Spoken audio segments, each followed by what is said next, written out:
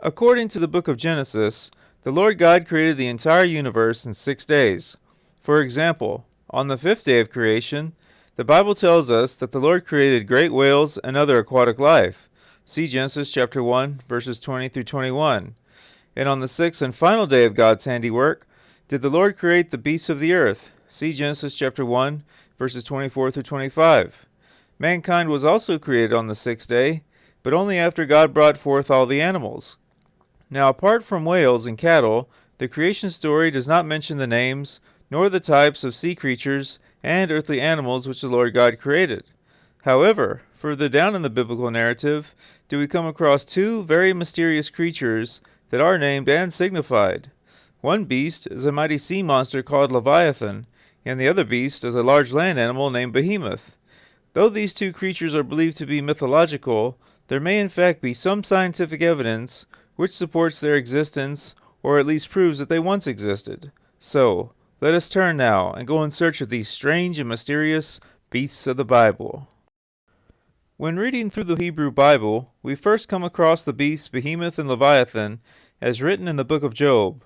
For during Job's long dialogue with God, the Almighty speaks of Behemoth as a creature that eats grass like an ox, who moves his tail like a cedar tree, and whose bones are like bars of iron. See Job chapter 40, verses 15 through 18.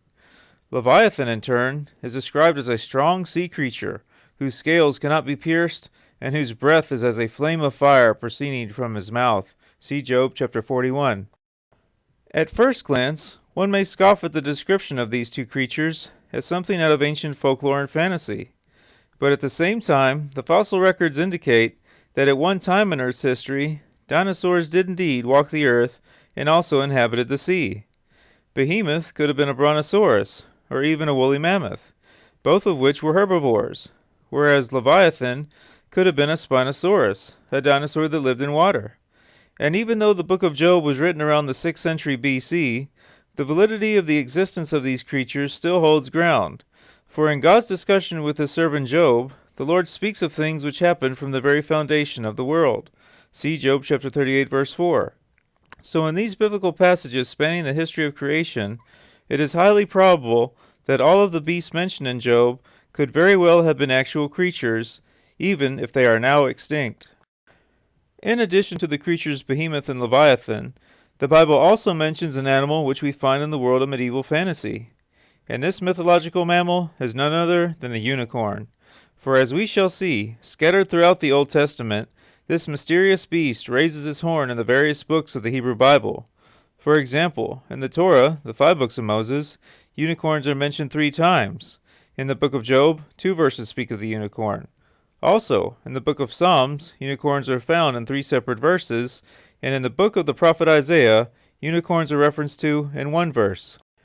Now, by finding yet another mythical beast in the Bible may lead many to disregard everything else found within the Holy Scriptures. However, in Hebrew, the word ra'em, which has been translated into English as unicorn, may also be used as a metaphor representing strength.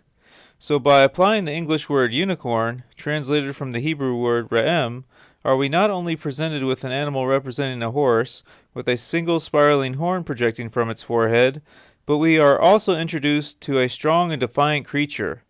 As a result of this double meaning, the Jewish Masoretic text has translated ra'em as wild ox instead of unicorn in all such verses. Apart from the mythological or pseudo-animals written of in the Holy Scriptures, the Bible also demonstrates how the Lord at times uses animal life to establish his holy will. And these life forms are in fact genuine creatures that we know of today, and not the invention of folklore. For example, when the Lord afflicted the land of Egypt with the 10 plagues, many of these plagues involved creatures such as frogs, flies, and locusts. So here we see God using animal and insect life to execute his judgments. And moving from the natural world and entering into the spirit realm, we see that God also uses supernatural creatures to punish unrepentant sinners. For in the 9th chapter of the book of Revelation do we witness demonic entities arising from the bottomless pit who had the appearance of locusts. However, these supernatural locusts are also described as having the faces of men, hair like women, teeth like a lion, and tails like unto scorpions. Now, whether or not these verses are allegorical or literal, it still goes to show how the Bible uses the imagery of animals and strange creatures to convey deep spiritual concepts and mysteries. In closing, I would like to mention one more creature which pops up in both the Old and New Testaments, namely the dragon. The Psalms, the prophets, and the book of Revelation all mention dragons. In the Old Testament, whenever dragons are spoken of, the Bible writers may in fact have been referring to dinosaurs, or possibly alligators and crocodiles. Even in the Common Era, do we possess a story of St. George slaying a dragon, an event which is believed to have occurred in the 3rd century AD. However, in the book of Revelation, each verse where the word dragon is applied symbolically refers to the devil. So from what has been outlined in this presentation concerning the biblical beasts Leviathan and Behemoth, the conclusion that we come to may lead us to support the belief that these two creatures did indeed live in the material world at one time.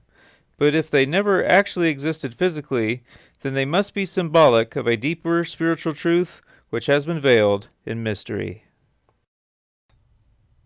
This is the Leap of Faith.